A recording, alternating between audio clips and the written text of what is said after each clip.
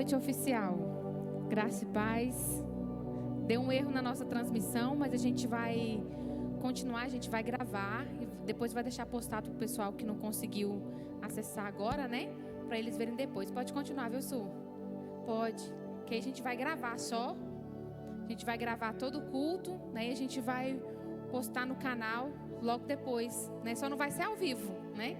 Não vai ser ao vivo, mas a gente vai deixar gravado. Vamos colocar de pé para a gente estar cultuando ao nosso Deus. Se alguém perguntar aí para vocês, porque o meu celular fica na gravação, vocês puderem me ajudar aí avisando o pessoal, que a gente vai deixar na plataforma do YouTube, né, para que as pessoas assistam ou logo depois, aqui hoje, né, ou amanhã, tá certo? O nosso culto. Eu queria convidar você a abrir comigo em Atos, capítulo 1, versículo 8.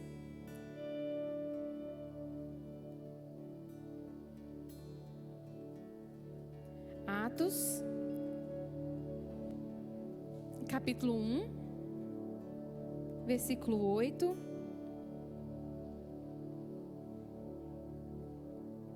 Nós vamos iniciar o nosso culto de hoje lendo um dos textos chaves da nossa ministração do domingo passado. A gente tem buscado nesse mês de agosto a viver uma revolução do comum, uma revolução da nossa vida em comunidade, da comunidade que Deus nos chamou para ser. Em Atos 1:8 diz: mas recebereis poder ao descer sobre vós o Espírito Santo, e sereis minhas testemunhas, tanto em Jerusalém, como em toda a Judeia e Samaria, e até os confins da terra. O poder do Espírito Santo já foi derramado sobre a vida de cada um de nós. É uma promessa viva e verdadeira do nosso Senhor Jesus Cristo, de enviar o seu Consolador às nossas vidas, para que eu e você pudéssemos ser testemunha da verdade dEle, do poder dEle sobre a nossa vida. Então que você possa ter isso no seu coração. O Espírito Santo do Senhor já foi derramado para você ser testemunha dEle onde quer que você for, para adorá-lo, bendizê-lo e exaltá-lo. O poder dEle está aqui, o poder dEle está na sua vida, e que a gente possa ter isso como verdade em nós e vivenciar essa verdade em todo o tempo. Feche os seus olhos. Senhor, nós nos colocamos, ó Pai, diante de Ti nessa noite.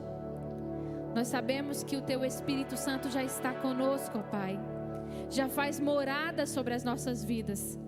E nós Te louvamos, Te exaltamos, Te engrandecemos a cada dia do nosso viver, ó Pai.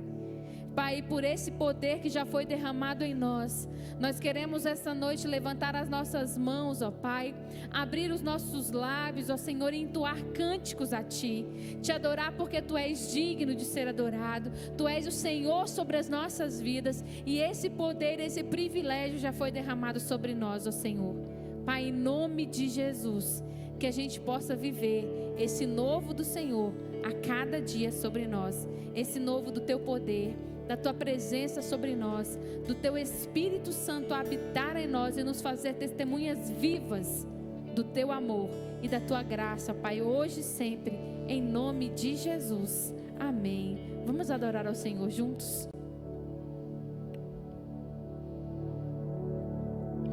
Vem me visitar hoje aqui. Eu quero conhecer mais de Ti. Espírito vem, Espírito vem, Espírito Santo. Espírito vem, Espírito vem, Espírito Santo. Eu quero viver algo novo. Faz meu coração arder de novo, fazendo todo medo desaparecer, trazendo sobre mim um novo amanhecer. Eu quero viver algo novo. vem me visitar.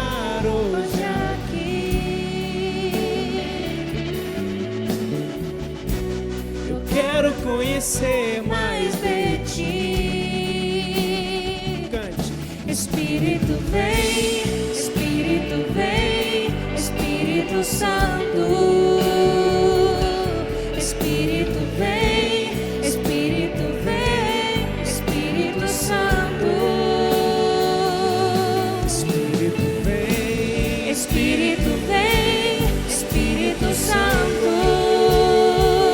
Espírito Espírito vem, Espírito Santo. Eu quero viver algo novo. Quero viver. Faz meu coração arder de novo, fazendo todo medo desaparecer, trazendo sobre mim um novo amanhecer. Eu quero viver algo novo. Eu quero viver. Viver algo novo, desaparecer, trazendo sobre mim um novo amanhecer. Eu quero viver algo novo.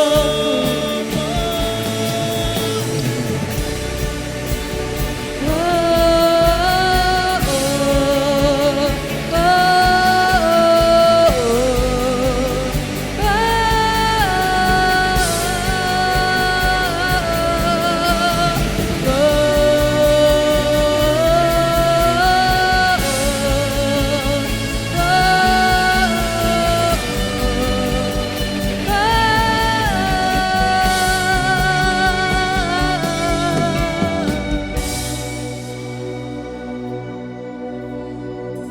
Santo Espírito desce como fogo, incendeia, incendeia.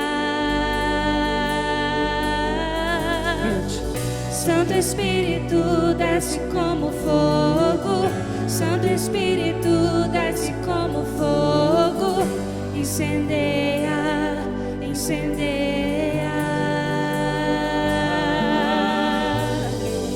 Santo Espírito desce como fogo, Santo Espírito desce como fogo, Santo Espírito, Santo Espírito.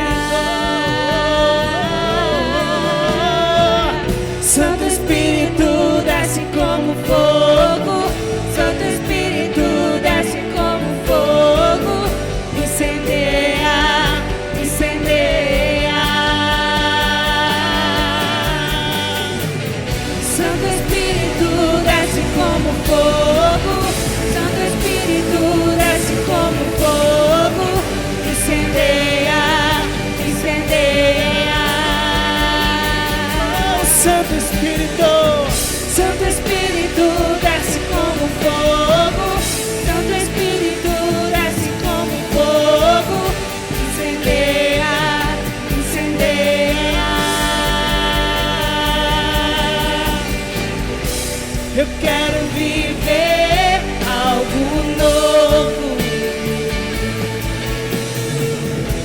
E faz meu coração arder De novo. fazendo todo medo desaparecer, trazendo sobre mim um novo amanhecer. Eu quero viver algo novo, Quero viver. Faz meu coração arder de novo, fazendo todo medo desaparecer, trazendo sobre mim um novo amanhecer. Veja, eu quero viver. Algo novo, Quero viver. Faz meu coração arder. de novo, Fazendo todo medo desaparecer, trazendo sobre mim um novo amanhecer. Eu quero viver. algo novo. Sim, eu quero viver.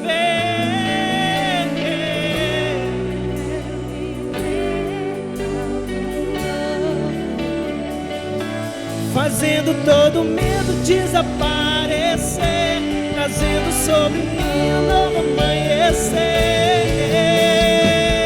Eu quero viver algo novo. Eu quero viver algo novo. Eu quero viver algo novo. Nós queremos viver. Eu quero viver algo novo. Eu quero viver algo novo.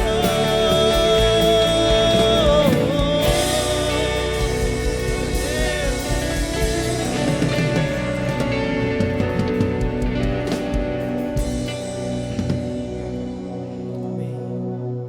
Te convido nesse instante a agradecer ao Senhor pela sua vida, pela sua casa. Que essa gratidão possa subir ao Senhor como um louvor verdadeiro. Deus, obrigado porque o Senhor tem sustentado as nossas vidas. Obrigado pelo teu amor que cuida de cada um de nós. Receba nesse instante a nossa adoração a ti, as nossas palavras de gratidão, Senhor.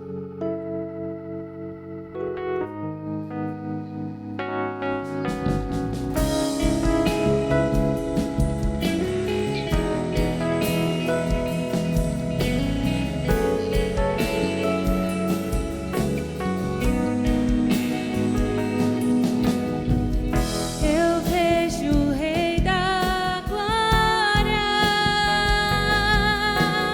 vindo com o seu poder. A terra vai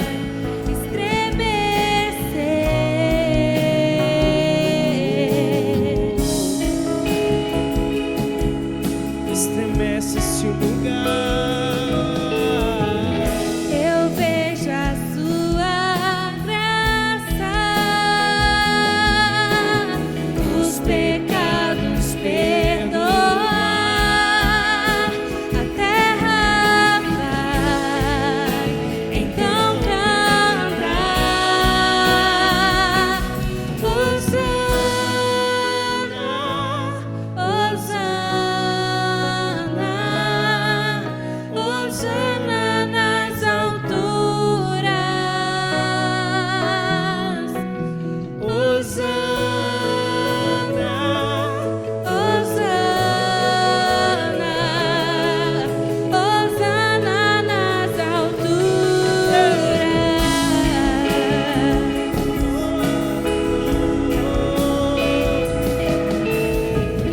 Eu vejo um povo eleito assumindo seu lugar pra sua fé compartilhar. Eu vejo avivamento quando teu povo orar e te buscar, e te buscar. Hosana, Hosana, Hosana nas alturas. Hosana, Hosana, Hosana nas alturas.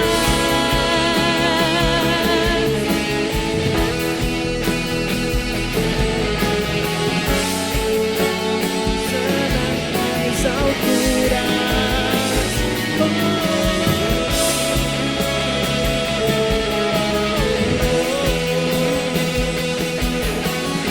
Declara, igreja, diga, limpa o meu coração.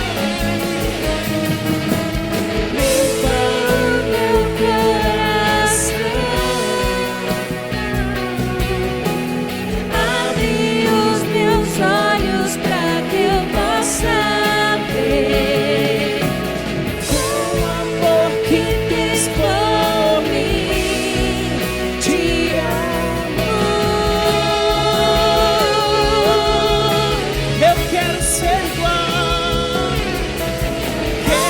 ser igual a ti. Tudo que sou é pra o teu louvor. Contigo eu vou viver pra sempre.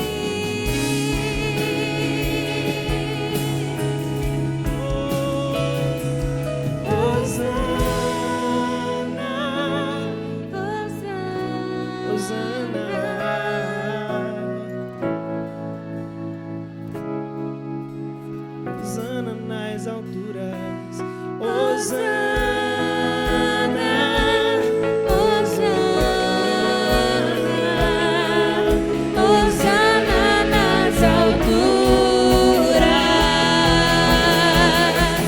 Hosana, Hosana, Hosana nas alturas.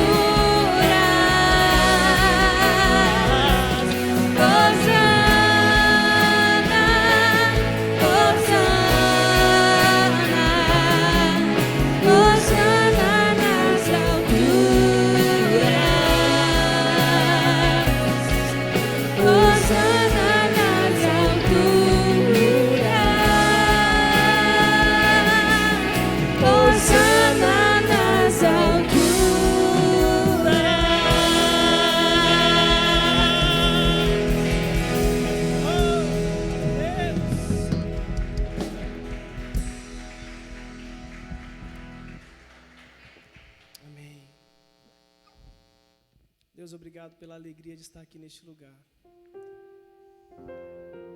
Essa alegria só pode vir do Senhor.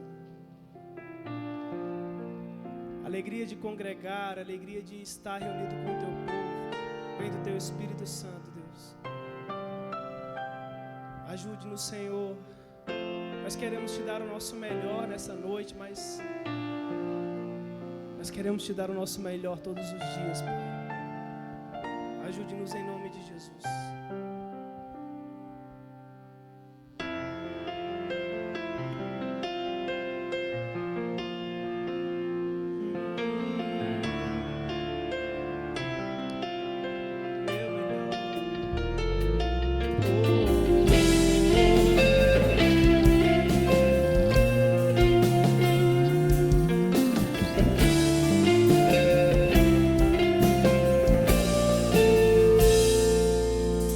É tempo de clamar, é tempo de deixar de ser, é tempo de ouvir teu coração, é tempo de buscar, é tempo de obedecer, é tempo de estar em comunhão, porque o tempo está em tuas mãos e nada poderá fugir do tempo do Senhor. Quando eu te der o meu melhor, os céus vão se abrir, não há impossível para ti.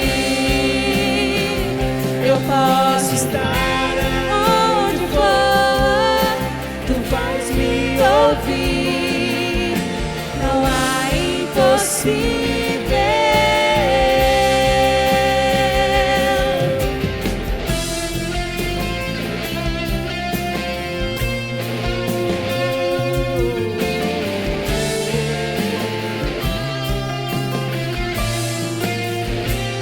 Porque o tempo está em tuas mãos e nada poderá fugir do tempo do Senhor.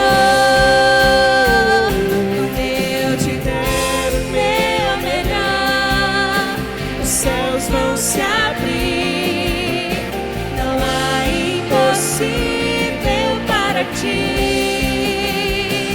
Eu posso estar aonde for, tu vais me ouvir, não há impossível.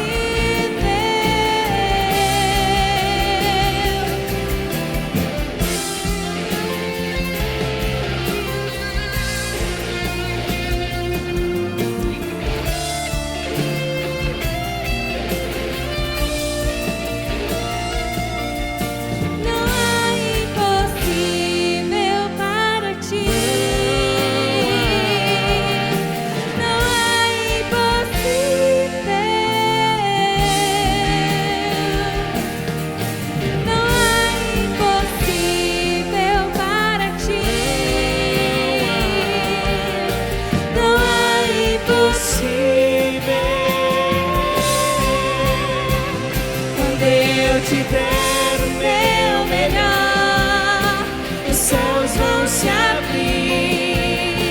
Não há impossível para ti.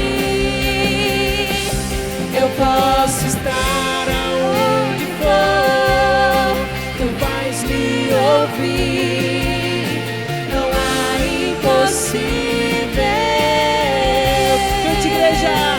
Quando eu te der o meu melhor, os céus vão se abrir. Não há impossível para ti. Não há.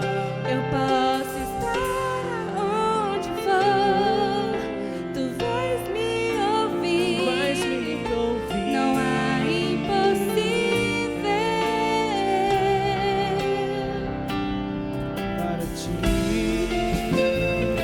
Não há.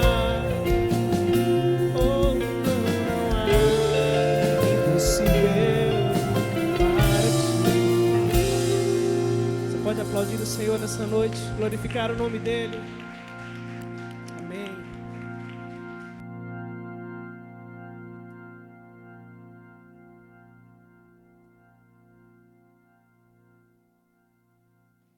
Amém.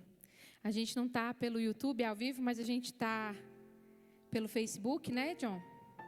Pelo Facebook. Depois a gente vai estar colocando disponível lá no YouTube também, né? E a gente tem esse mês falado um pouco ao nosso coração da palavra de Deus para a nossa vida, sobre a revolução do comum. Comum que origina, né, a palavra comunidade para a vida da gente.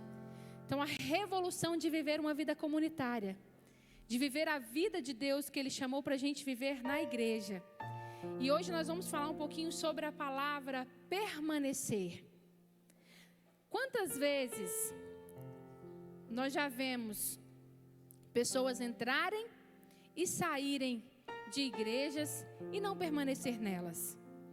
Hoje a palavra do Senhor ao nosso coração, diante dessa revolução do comum, é chamar a gente para pertencer, para permanecer no lugar que Deus quer para a nossa vida. No lugar que Deus tem nos chamado para servi-lo, para adorá-lo, para bendizê-lo, para exaltá-lo. E a gente vai ler alguns textos, tá certo? Nós vamos ler 3 textos diferentes hoje. Se você quiser só ficar atento comigo na leitura, ou se quiser abrir, Evangelho de João, capítulo 4, versículo 24. Vamos ler também Efésios 4, 11 a 16. E o Evangelho de Mateus, capítulo 28, versículo 18 ao 20. Que dentro desses 3 textos, nós teremos um direcionamento de Deus para a nossa vida, do porquê permanecer na igreja, para viver essa revolução comum, essa revolução de uma vida comunitária de Deus ao nosso coração. Evangelho de João 4 diz: pois Deus é Espírito, e é necessário que os seus adoradores o adorem em espírito e em verdade. Olha o que diz Efésios 4, 11 a 16. Ele designou alguns para apóstolos, outros para profetas, outros para evangelistas, outros para pastores e mestres. Eles são responsáveis por preparar o povo santo para realizar a sua obra e edificar o corpo de Cristo, até que todos alcancemos a unidade que a fé e o conhecimento do Filho de Deus produzem e amadureçamos, chegando à completa medida da estatura de Cristo. Então, não seremos mais imaturos, como crianças, nem levados de um lado para outro, empurrados por qualquer vento de novos ensinamentos. E também não seremos influenciados quando nos tentarem enganar com mentiras astutas. Em vez disso, falaremos a verdade em amor, tornando-nos em todos os aspectos cada vez mais parecidos com Cristo, que é a cabeça. Ele faz que todo o corpo se encaixe perfeitamente e cada parte, ao cumprir sua missão específica, ajuda as demais a crescer, para que todo o corpo se desenvolva e seja saudável em amor. Olha o que diz para a gente Mateus 28, 18 ao 20. Jesus se aproximou deles e disse: toda autoridade no céu e na terra me foi dada. Portanto, vão e façam discípulos de todas as nações, batizando-os em nome do Pai, do Filho e do Espírito Santo. Ensinem esses novos discípulos a obedecerem a todas as ordens que eu lhes dei.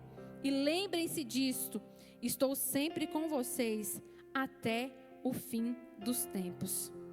A pergunta para o nosso coração, para a nossa vida, diante do porquê permanecer na igreja hoje, é por que você está aqui? Por que a igreja existe? Por que nós nos reunimos domingo após domingo neste lugar? Por que você está aqui ou não assistindo o Fantástico lá na sua casa agora? Ou algum outro programa que você gosta? Por que você lê a sua Bíblia? E por que você é chamado de cristão? Será que a igreja é importante? Será que a igreja é importante para a nossa vida? Qual que é a sua missão? Qual que é o seu propósito? Por que eu preciso saber quem eu sou? Por que nós precisamos saber o que fazer? A palavra de Deus, quando Ele nos chama a permanecer, ela nos dá respostas para essas perguntas ao nosso coração. Em relação a Deus, permanecer na igreja é porque a igreja existe para adorar a Deus. E a gente precisa saber disso. A igreja do Senhor existe para adorá-lo. A adoração é a maior missão que a igreja tem hoje. Eu sei que eu já falei para vocês da nossa grande missão que a gente tem de ir por todo mundo e pregar o evangelho. Nós temos essa grande missão, mas em primeiro lugar está a missão única e exclusiva, essencial para a nossa vida, que é adorar a Deus. Você não pode fazer missão se você não adora a Deus, se você não tem uma vida de adoração a Ele. A igreja é uma comunidade que adora. A maior missão da igreja não é fazer missões em primeiro lugar, mas é adorar a Deus. É a essência. Deus e não o homem é o centro de todas as coisas na nossa vida. Missões existem para que essa adoração a esse Deus a gente possa levar a outros povos que precisam ser alcançados para viver a missão de adorá-lo, para viver a missão de exaltá-lo. E quando a gente chama a cada um de nós nesse tema de permanecer, é justamente para que eu e você possamos entender essa missão que é dada a nós. Uma adoração que é centrada em Deus para a nossa vida. Em Apocalipse, ele descreve a igreja adorando aquele que está assentado no trono, porque ele é soberano, porque ele é santo, porque ele tem a rédea da história nas suas mãos. Por exemplo, nós temos vivido um momento difícil hoje, que você e eu não conseguimos controlar, que você e eu não conseguimos saber do nosso amanhã, que você e eu não conseguimos determinar o fim dessa pandemia que nós temos vivido. Mas eu posso dizer uma coisa para vocês: Deus continua com a história no controle das suas mãos. Por isso que nós precisamos adorá-lo. Nós precisamos continuar a adorar a esse Deus que tem as rédeas da história nas suas mãos. Apocalipse, ele continua a descrever a igreja adorando o Cordeiro que foi morto por você, morto por mim. O Deus que é o leão da tribo de Judá, que venceu para abrir o selo, para abrir o livro, para declarar a vitória, para declarar que Ele quer viver em intimidade comigo e com você, que Ele é a nossa força. E a palavra começa a dizer para mim e para você, que essa adoração, esse permanecer na igreja do Senhor que nos leva a adorá-lo, vem dizer para mim e para você que a adoração tem a ver com o conteúdo e não com a forma. Às vezes nós ficamos de lugar em lugar, preocupado com a forma, dizendo que alguns outros lugares é melhor por causa da forma. Adoração não é forma. Adoração é conteúdo. Quando você vai para a Bíblia, que é o nosso manual, a nossa regra de fé e prática, nós não vemos ali nenhuma forma litúrgica escrita de como devemos fazer. Nós temos sim um povo adorando a Deus, um povo adorando com sinceridade, um povo adorando com verdade, um povo adorando com alegria no coração, porque o culto a Deus não é um momento de show, um culto a Deus também não é um funeral. O culto a Deus não é uma apresentação para ser vista pelos homens, como os fariseus faziam lá naquela época atrás de Jesus, quando eles iam orar para que as pessoas vissem. Não, a adoração é exaltar o nosso Criador de forma verdadeira, de forma singela, sincera, única, com alegria na nossa vida.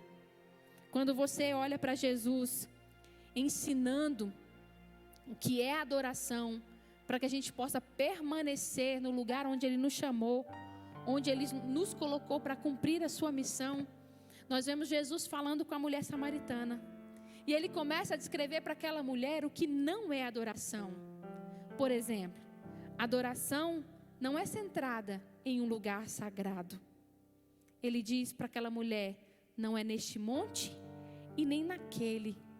Não existe um lugar mais sagrado do que outro. Não existe um melhor lugar do que outro. Porque não é o lugar que autentica a adoração, mas é a atitude do adorador. É a sua adoração, a sua postura que vai autenticar se a adoração tem sido verdadeira e se ela tem alcançado a graça de Deus. E ele diz, olha, não é uma adoração sem entendimento.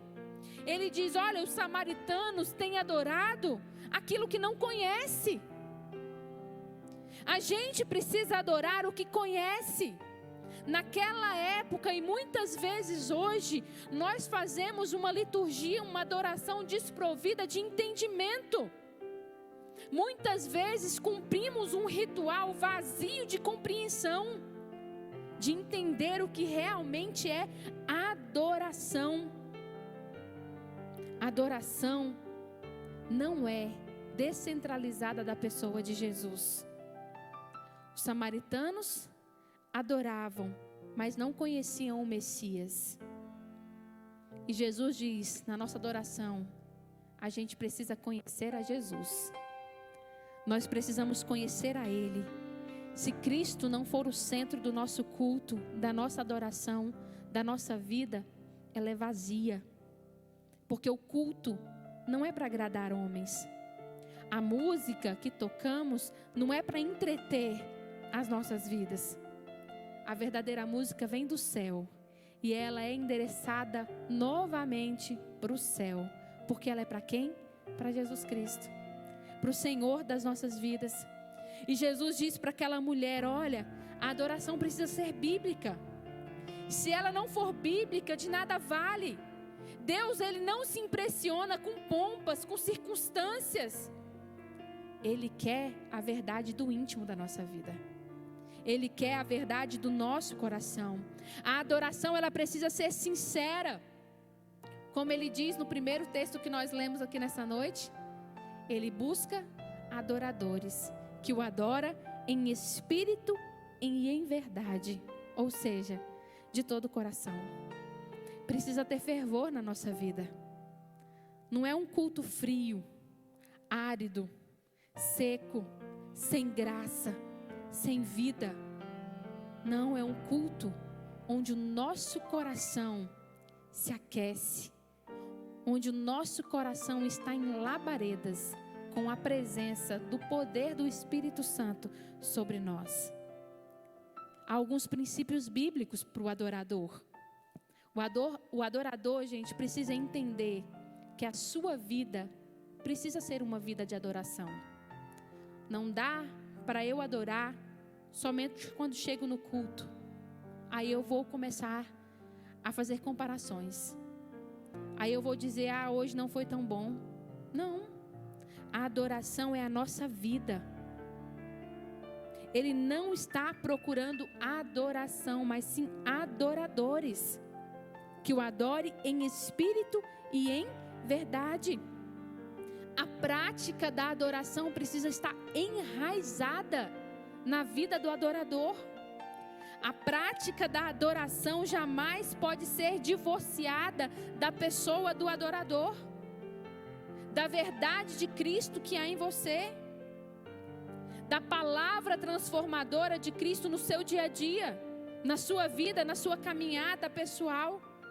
Quando você vai olhar para esse exemplo, a gente lembra de um personagem bíblico que se chamava Caim.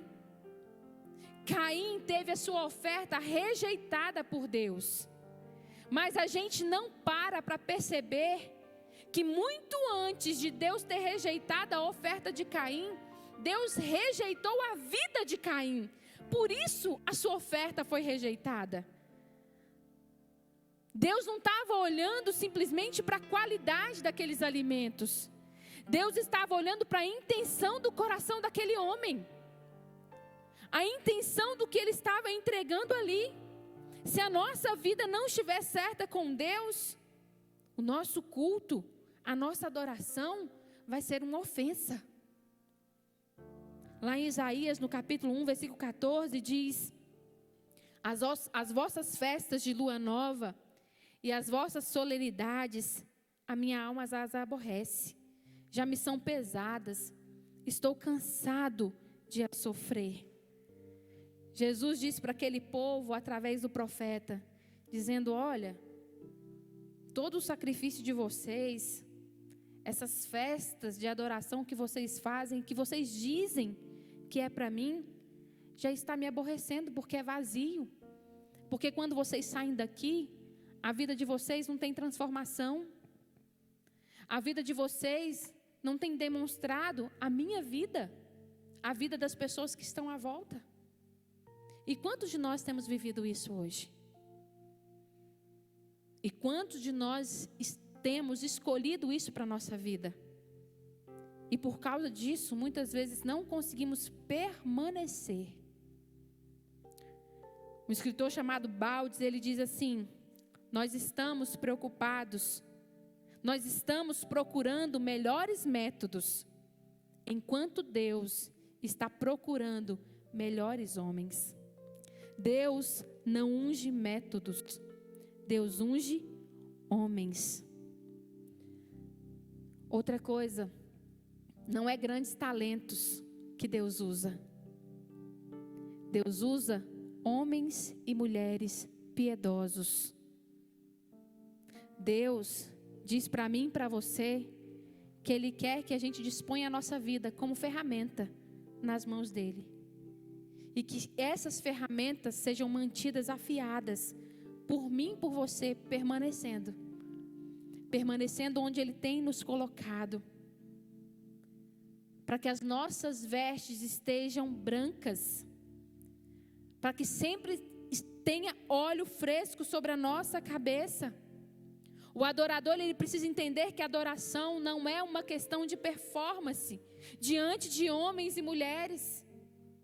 Não, mas é a sinceridade do nosso coração, da nossa vida diante de Deus.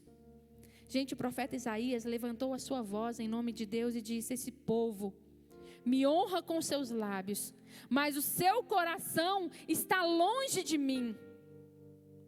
Por quê? Porque Deus não quer só performance. Ele quer o nosso coração. A nossa vida diante do altar dele transformado. Davi compreendeu que Deus procura a verdade no íntimo da nossa vida. Ele entendeu, se deixou ser transformado por Deus e foi chamado o homem segundo o coração de Deus. O adorador precisa entender que um culto, ainda que ortodoxo, divorciado da vida cotidiana, não agrada a Deus. Se você só adora aqui dentro e lá fora vive de qualquer jeito, esquecendo do que viveu aqui dentro, de nada vale. Culto a Deus sem conexão com a nossa vida diária é entretenimento espiritual E Deus, Ele não quer entreter a gente. Ele quer fazer parte da nossa vida. Ele quer estar conosco, Ele quer ser a nossa vida. O apóstolo Paulo, lá em Romanos 12, versículo 1, ele diz que o culto racional não é apenas um tempo de louvor e de ministração que a gente tem na igreja, mas é a oferta do nosso corpo a Deus na dinâmica da nossa vida todos os dias, nas nossas escolhas diárias todos os dias. O profeta Jeremias, ele denunciou o perigo de uma reforma externa na nossa vida sem ter uma reforma interna aqui dentro.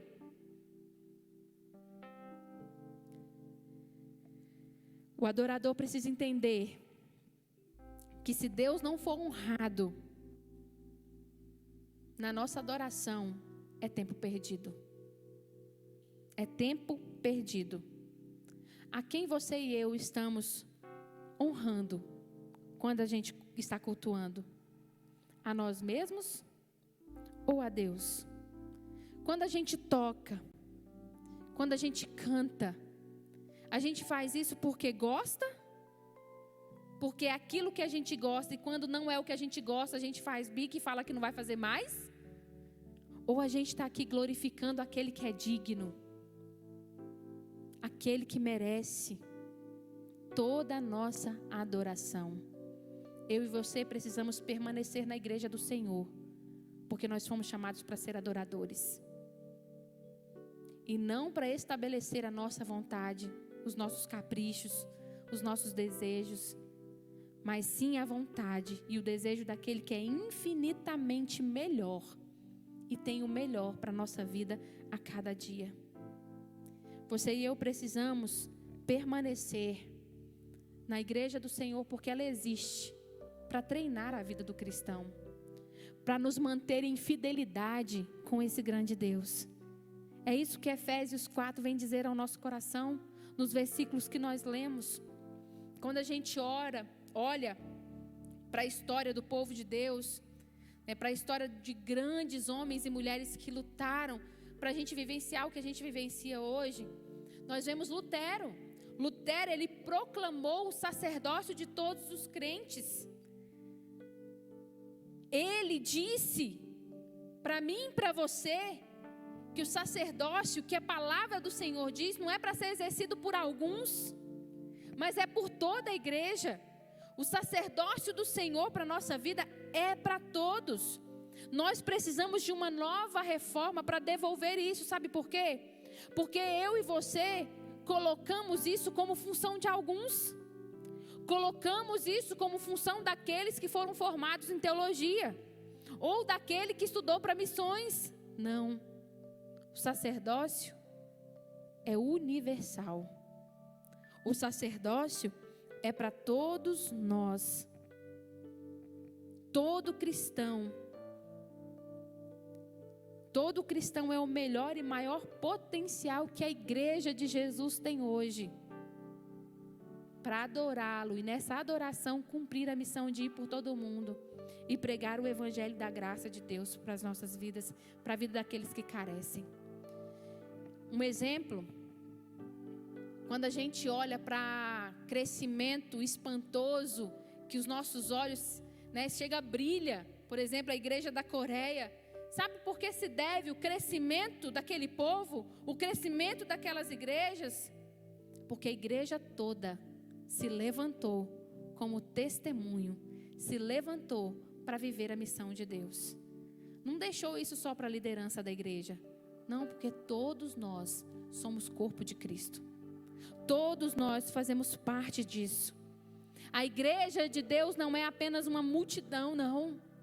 A igreja de Deus é um corpo bem coordenado, que cada um exerce a sua função para crescer em maturidade.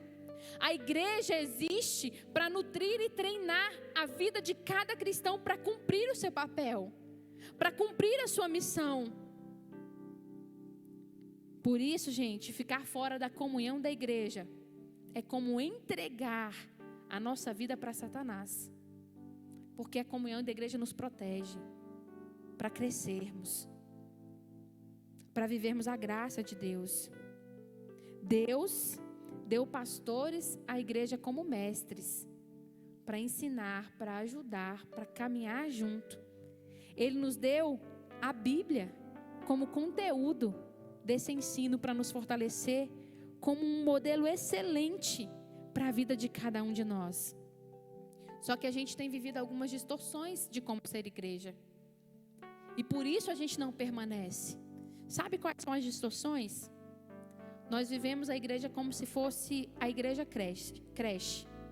Sabe aquela igreja onde os cristãos são bebês, crianças espiritualmente que não demonstram maturidade, instáveis, que não permanece, que é centrada em si, que tem a sua compreensão limitada, uma igreja que fica dependendo dos outros para cuidar de si o tempo inteiro. É uma distorção, porque o Senhor nos chamou sim como crianças, mas não para permanecer como elas, e sim para desenvolver, e sim para crescer. Como eu disse para vocês no domingo passado, se não houver crescimento na vida da criança, o que o pai e a mãe faz? Leva ao médico, porque tem algum erro. A criança precisa se desenvolver. A criança precisa crescer. A gente também muitas vezes pensa que a igreja é uma associação de caridade, por exemplo, que mantém um crescimento muitas vezes na vida da gente atrasado. Muitas vezes a gente é uma igreja desnutrida, uma igreja que come apenas uma vez por semana. Se você se alimentasse uma vez por semana, como estaria o seu corpo hoje? Vamos ser bem sinceros. Se você se alimentar uma vez só por semana, fazer só uma refeição na semana toda, como ficaria o seu corpo? Você perderia nutrientes necessários para te manter de pé, para te manter saudável. A nossa vida espiritual precisa de alimento todos os dias. E a gente muitas vezes pensa que a igreja uma vez por semana está bom. Não preciso mais. A gente precisa de Deus todos os dias da nossa vida. A igreja muitas vezes é flácida. Sabe aquela pessoa que come e dorme, sem se exercitar, sem praticar nenhum exercício físico. Fisicamente falando, ela vai se tornar um homem ou uma mulher flácido. E espiritualmente isso também acontece com a nossa vida. Espiritualmente isso também se torna uma realidade. Não tem músculos, não tem resistência espiritual. A maturidade não chega. E gente, maturidade é vida, é caráter transformado, é a imagem de Cristo em nós a cada dia. Todas as vezes que você se alimenta, você precisa se exercitar para que você tenha resistência. Essa palavra que você recebe na igreja do Senhor, no seu momento individual com Deus, você precisa levar ela para outras pessoas. Nós muitas vezes vivemos também a falha da igreja como se fosse uma colônia de férias. Um lugar que eu gosto de ir quando eu não tenho mais nada importante para fazer. Muitas vezes nós vivemos a igreja como se fosse uma plateia. Um lugar que eu vou para assistir o que acontece. E a gente fica somente como plateia. Nos assentamos, assistimos e vamos embora sem envolvimento nenhum. Sem mudança nenhuma para a nossa vida. Muitas vezes a gente vive a igreja como um clube, onde a gente paga a nossa cota para que a gente tenha um ambiente limpo, um ambiente prazeroso, confortável, que a gente gosta de ir com a família para um tempo agradável, para um tempo edificante. Só que, gente, a igreja não é uma praça de entretenimento espiritual.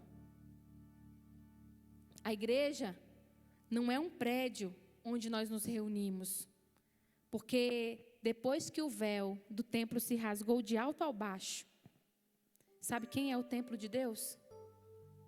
Você. A sua vida. Somos nós que precisamos estar juntos formando o corpo de Cristo. A revolução da comunidade. A igreja é o corpo que tem muitos membros, que cada membro exerce o seu trabalho, a sua função, mesmo aqueles membros que quase não aparecem, têm uma função fundamental para a saúde do corpo. E 3 coisas são muito importantes para a gente lembrar nessa permanência de ser igreja, para vivermos a revolução comunitária de Jesus para a nossa vida. Unidade. Os membros são diversos, mas há um só corpo, onde todos nós estamos ligados na cabeça, unidos. Diversidade. Somos diferentes uns dos outros, mas pertencemos ao mesmo corpo. Às vezes temos ideias diferentes, temperamentos diferentes. Às vezes queremos as coisas de uma maneira, o outro quer de outra. Mas a gente vai deixar de conviver, de caminhar, de adorar a Deus por causa das nossas diferenças? Não, nós somos um corpo com diversidades. Mas permanecemos todos no mesmo lugar, porque não dá para viver sem. Não dá para viver divorciado dele. Precisamos também de mutualidade. Caminhando, juntos, lado a lado. E há 2 perigos, muitas vezes, na nossa vida como igreja. O complexo de superioridade, de nos acharmos melhores do que os outros, de achar o nosso dom mais importante do que o outro, de achar o nosso papel mais importante do que o outro na igreja.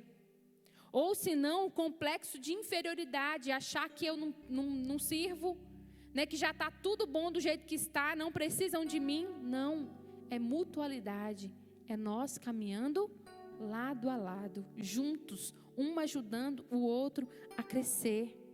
A igreja é um corpo de cristãos treinados para servir um ao outro. É isso que Efésios diz para a nossa vida. Hoje, a igreja tem pastores vocacionados e treinados para fazer o trabalho. O papel da liderança é treinar os santos para o desempenho do ministério. O nosso papel é treinar vocês para que juntos a gente possa sair lá fora e saquear o inferno para a honra e glória do Senhor. Porque somos todos sacerdotes reais. A gente precisa urgentemente de uma nova forma, uma nova reforma na nossa vida, onde todos os cristãos são preparados para o serviço. Eu sei, gente, que esse defeito muitas vezes foi criado por nós mesmos, pastores e pastoras. De colocar numa função, muitas vezes, que não é nossa sozinho, que é de toda a igreja junto. Eu sei disso e vejo a nossa parcela de culpa nessa posição que a igreja, como um todo, no mundo todo, tem enfrentado. Olha para Jesus. Jesus, ele passou a maior parte do tempo dele treinando 12 discípulos. Para que esses 12 discípulos treinassem outras pessoas para viver, para servir, para estar no reino de Deus. Para ser uma comunidade de discípulos, pessoas treinadas para servir uns aos outros. Discipulado não é só conhecimento para a nossa vida, não. Discipulado é vida, é caráter. Nós estamos enganados se a gente pensa que esse treinamento para a vida da gente é só para a gente adquirir mais conhecimento. Não. Nós podemos ter muito estudo bíblico. Nós podemos conhecer profundamente a teologia. Mas se a gente não for treinado para servir a Deus, de nada valerá. Maturidade é vida. Vida ativa. Quando Jesus mandou fazer discípulos, ele disse que devemos ensinar essas pessoas a guardar esse ensinamento para passar para o outro. Crescimento de uma igreja só numérico, sem vida, não é crescimento saudável da igreja. A expansão contínua das igrejas sem ensino profundo vai enfraquecer a igreja lá no futuro. Você e eu precisamos evitar 2 extremos. A numerolatria, aqueles que só querem números. A igreja cheia de gente, mas ninguém cumprindo a missão? Ou a numerofobia, aqueles que têm medo de ver a igreja crescer? A gente precisa evitar esses dois extremos. Em relação ao mundo, a igreja, nós precisamos permanecer na igreja, porque a igreja existe para testemunhar o amor de Deus. Vocês sabiam que a maioria dos crentes não sabe testemunhar? Sabiam disso? Se você for fazer uma pesquisa hoje, apenas 5% dos cristãos já levaram uma pessoa para Jesus.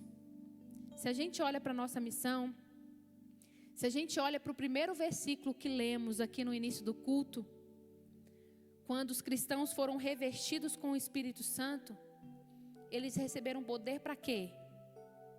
Para testemunhar. Quando nós somos revestidos do Espírito Santo, nós somos revestidos para testemunhar. Não são só os apóstolos que eram testemunhos, são todos. São todos. Quando você continua a ler o livro de Atos, lá no capítulo 8, a palavra diz que os cristãos, quando receberam o Espírito Santo, eles foram pregando a palavra de Deus. Eles foram anunciando a vontade de Deus. Os cristãos estavam envolvidos com a vida dos descrentes naquela época. E todos os dias eles deveriam testemunhar a favor desse grande Deus, do poder desse grande Deus. E essa missão continua até hoje, para a minha vida e para a sua vida. A palavra de Deus diz para a gente que nós somos sal e luz e o bom perfume dele para esse mundo. Gente, quando você tempera uma comida, você consegue ver o tempero na comida? Sim ou não? Ver com os olhos nus assim na comida, você consegue ver? Não. Mas quando você prova, tem sabor, tem gosto. A igreja é como sal, que quando esse mundo prova, tem sabor. Tem uma influência invisível aí, tem sabor, traz transformação. A igreja é como luz. A influência dela também é visível. Você já viajando num lugar escuro e você avista uma cidade no monte do alto? Por que você avistou essa cidade? Porque tem iluminação. Porque se não tivesse, você não conseguiria ver. Não conseguiria se atentar. Uma influência visível. E a igreja também é perfume. É uma influência notada. Você passa perfume só para você sentir? Seja verdadeiro comigo. Você passa perfume para o outro, não vê que você pode ser mal cheiroso. Justamente por isso que nós passamos perfume, certo? Para ser notado. Vamos ser bem sinceros. Essa é a verdade. A igreja, ela precisa ser sal, luz e o bom perfume de Cristo para todos que estão à nossa volta.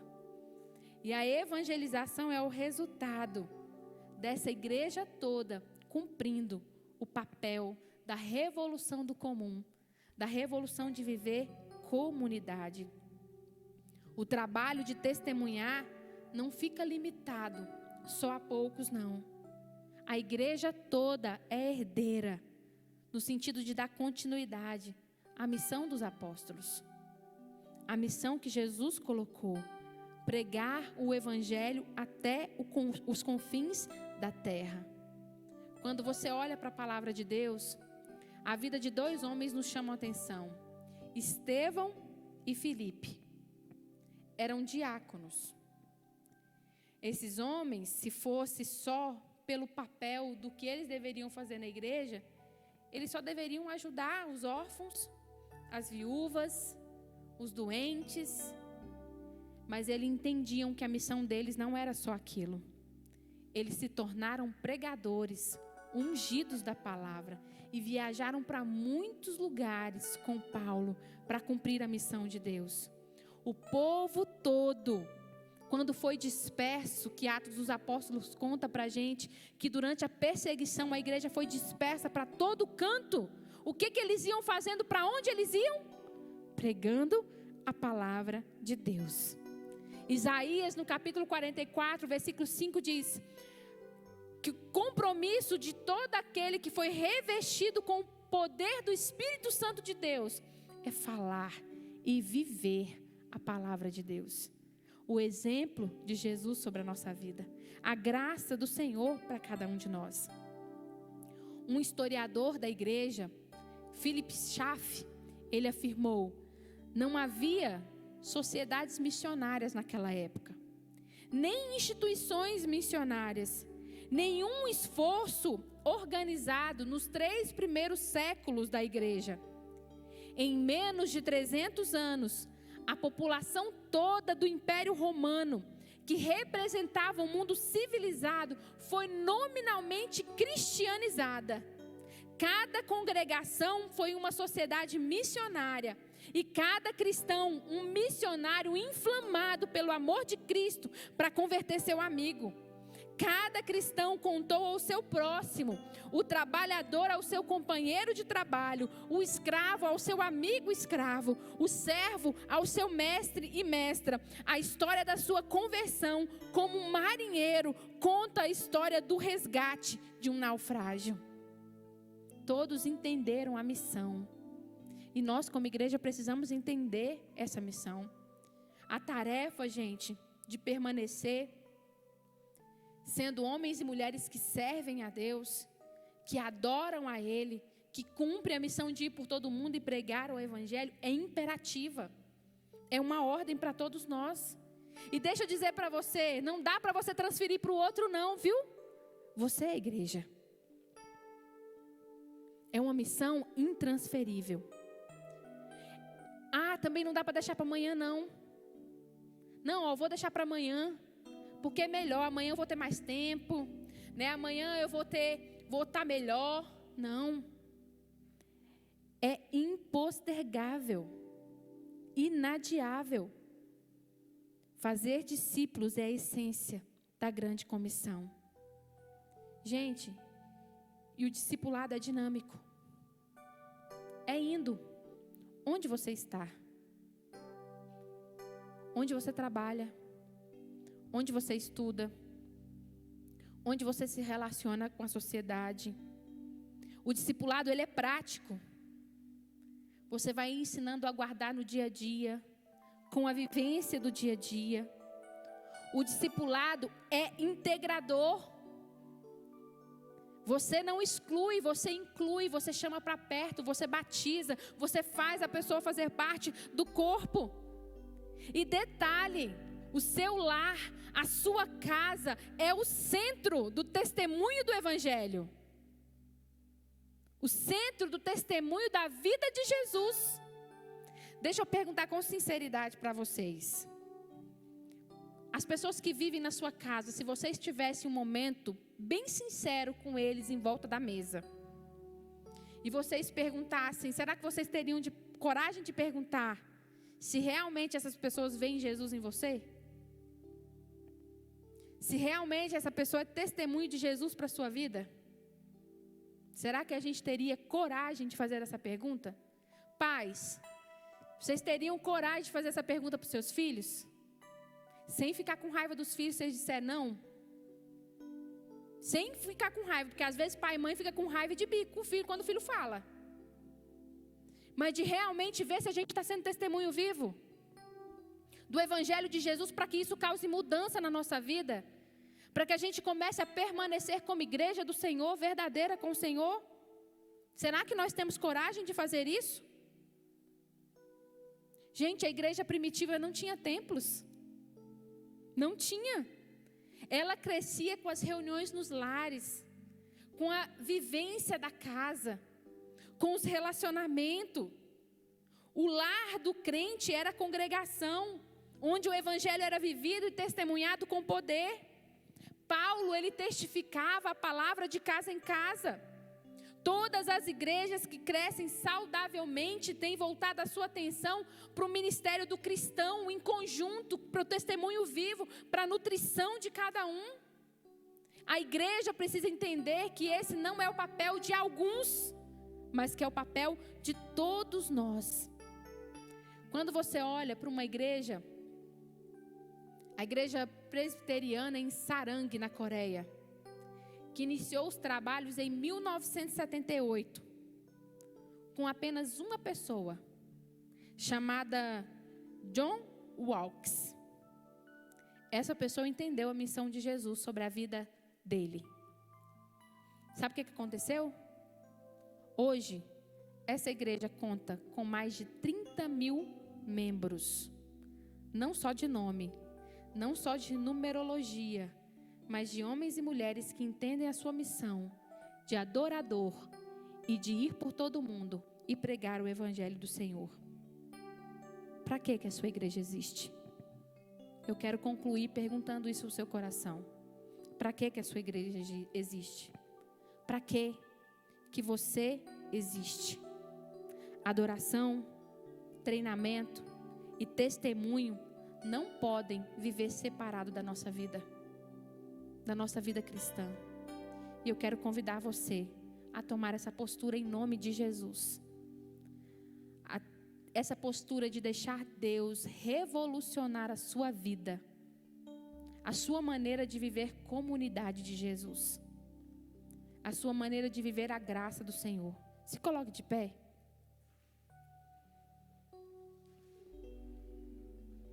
Feche os seus olhos.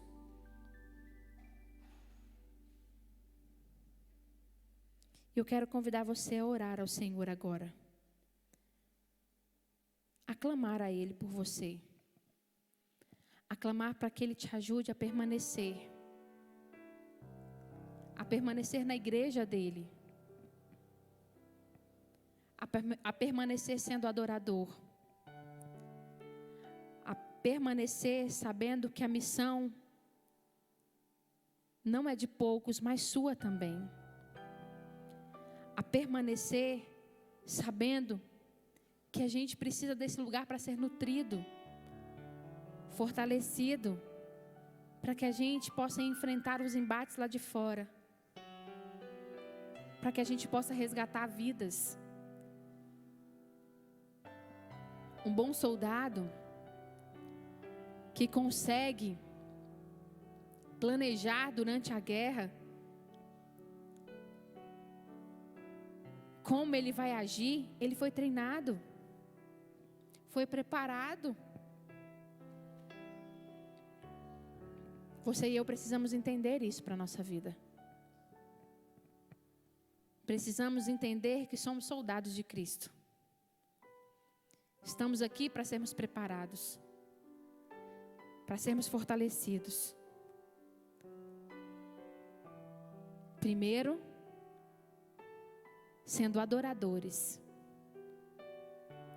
Segundo, sendo alimentados por essa palavra de poder. E terceiro, indo, cumprindo a missão que Ele tem para cada um de nós. Peça isso ao Senhor. Peça isso a Ele. E lembre, o principal lugar é a sua casa. O primeiro lugar desse testemunho vivo de transformação é o seu lar. Junto com a sua família. Juntos com aqueles que Deus colocou ao seu lado. Para que esse testemunho fosse mais forte ainda. Mais transformador ainda, em nome de Jesus. Senhor, eu quero clamar a Ti nesta noite, Pai. Clamar a Ti para que a gente entenda a palavra do Senhor na nossa vida. Não para que seja mais um conhecimento. Não para que seja mais uma palavra. Não para que seja só um momento que eu saí da minha casa porque não tinha nada que fazer lá. Não, Pai. Mas porque nós queremos viver, permanecer no propósito do Senhor para as nossas vidas. Na missão que o Senhor tem para cada um de nós. Nós fomos criados para Te adorar, Pai. Para exaltar a Ti, para engrandecer o Teu nome. E nessa adoração, ó Pai, reconhecer a missão de resgatar todos os adoradores que o Senhor tem chamado para diante de Ti.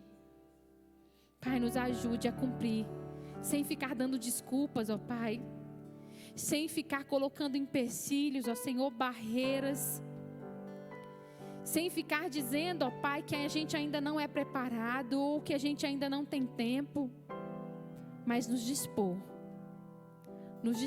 porque o Senhor nos chamou como instrumentos nas Tuas mãos, porque foi o Senhor que nos criou e é o Senhor que tem o melhor para as nossas vidas. Pai, nos ajude a permanecer. Nos ajude, ó Pai, a parar de querer viver as nossas próprias vontades, ó Senhor. A ficar olhando, ó Senhor, e dizendo que a gente faria diferente.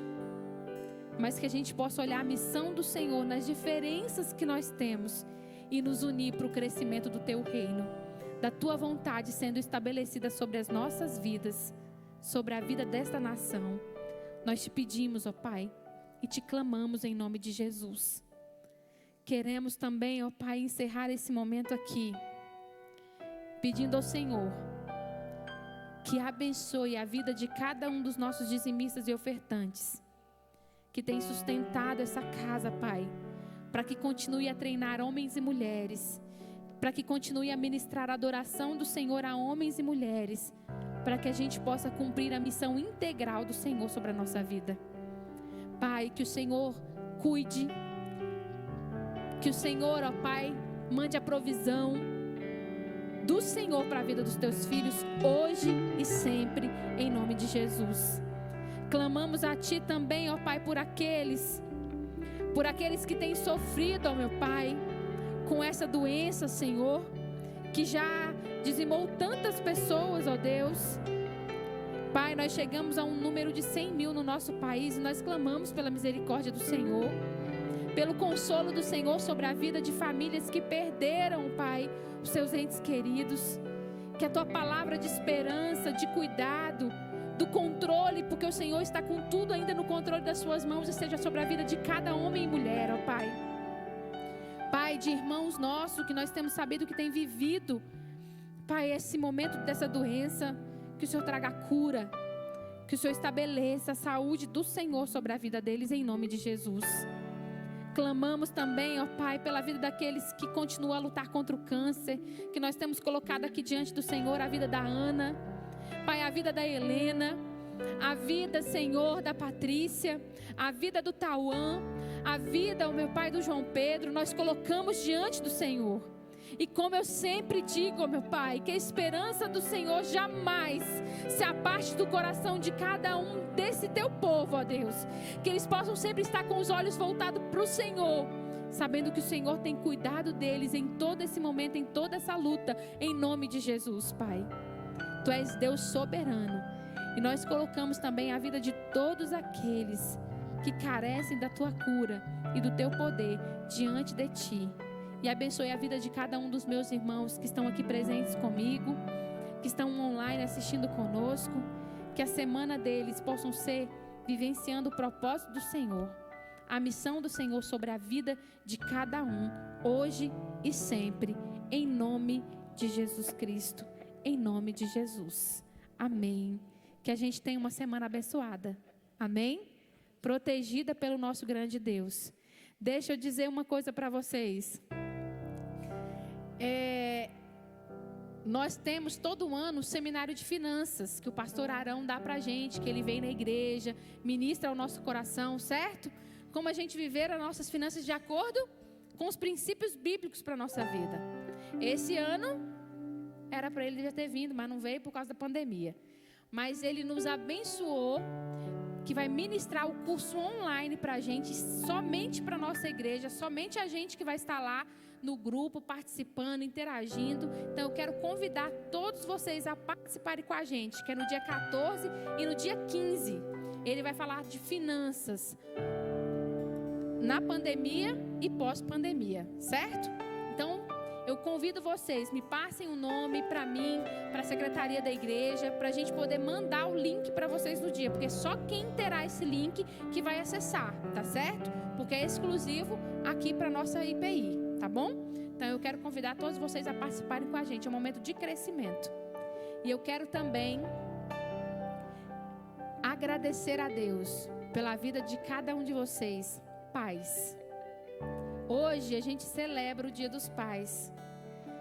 Não só hoje, né, que a gente precisa celebrar todos os dias, porque a função de pai não exerce só em um dia, mas em todos os dias da vida dos seus filhos, da vida daqueles que estão à sua volta. Olha só a importância desse nome, Pai. Representação do Pai eterno sobre as nossas vidas.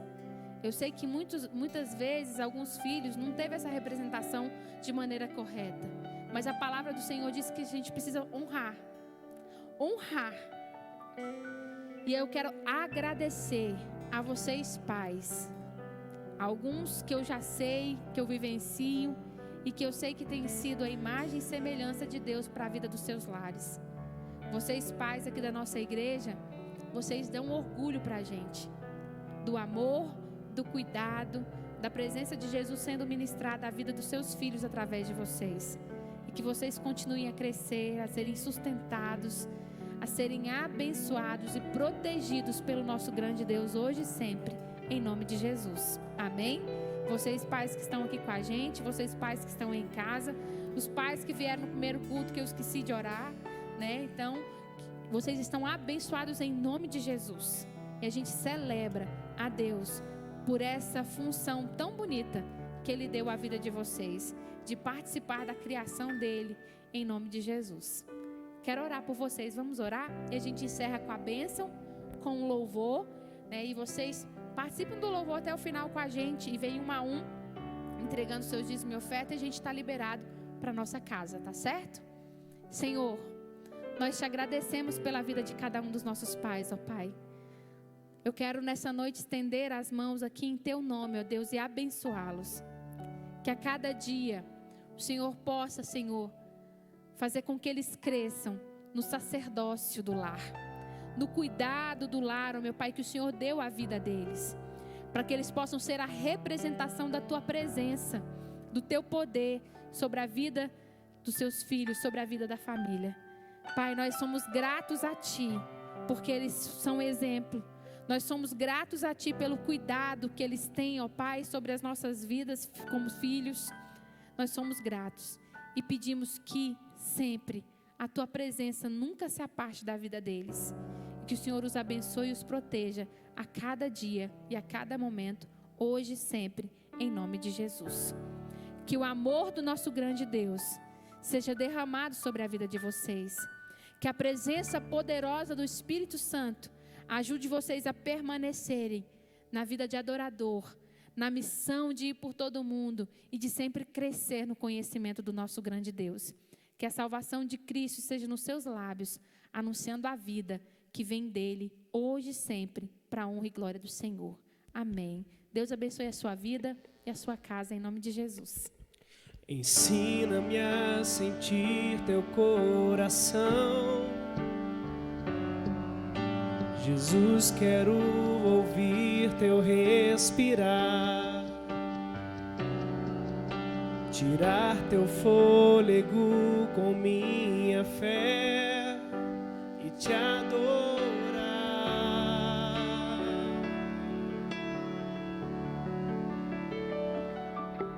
Jesus, Tu és o pão que me alimenta. Cante. O Verbo vivo que desceu do céu, vem aquecer meu frio coração com Teu amor.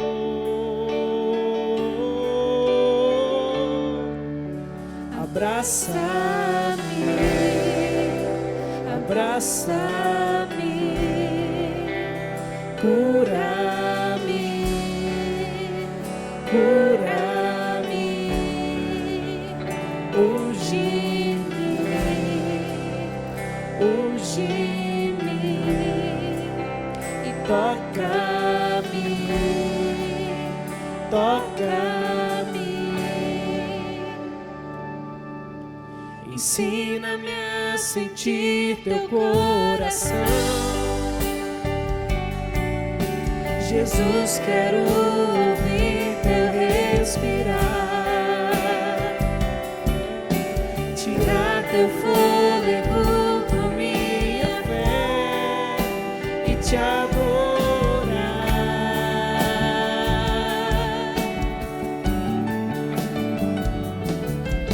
Jesus, tu és o pão que me alimenta, o verbo vivo que desceu do céu. Vem aquecer meu frio coração com teu amor.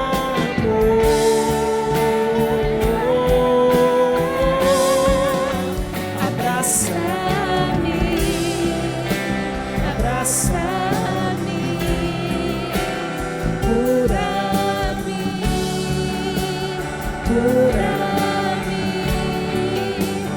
unge-me, unge-me e toca-me,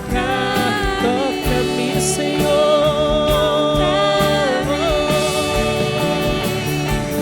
Vem sobre mim com teu manto, reina em mim com tua glória, pois ao teu lado é o meu lugar. Aleluia, aleluia. Vem sobre mim com teu manto, reina em mim com tua glória, pois ao teu lado é o meu lugar. Aleluia, aleluia. Abraça-me, abraça-me, cura-me, cura-me, unge-me, unge-me e toca-me, toca-me.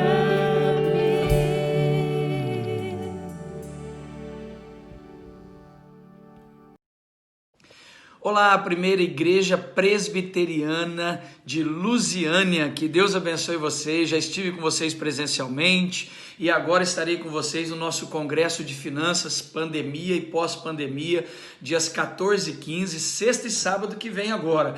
E eu tenho certeza que será um divisor de águas para a vida de vocês. Se preparem, porque serão 2 noites maravilhosas. Esteja preparado para algo que Deus vai fazer na vida de vocês. Até lá, um beijo no coração.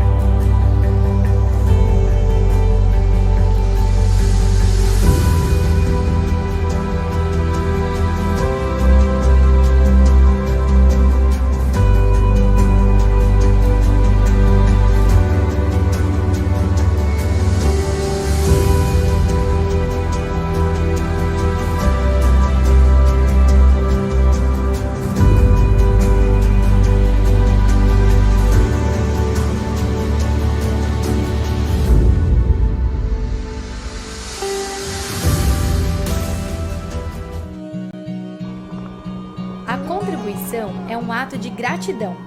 É reconhecer que tudo o que temos é presente de Deus. Por isso, tem que ser feito com o coração, sem constrangimento ou expectativa da troca. Por isso, apenas com o coração grato, podemos ofertar, dizimar, doar e contribuir.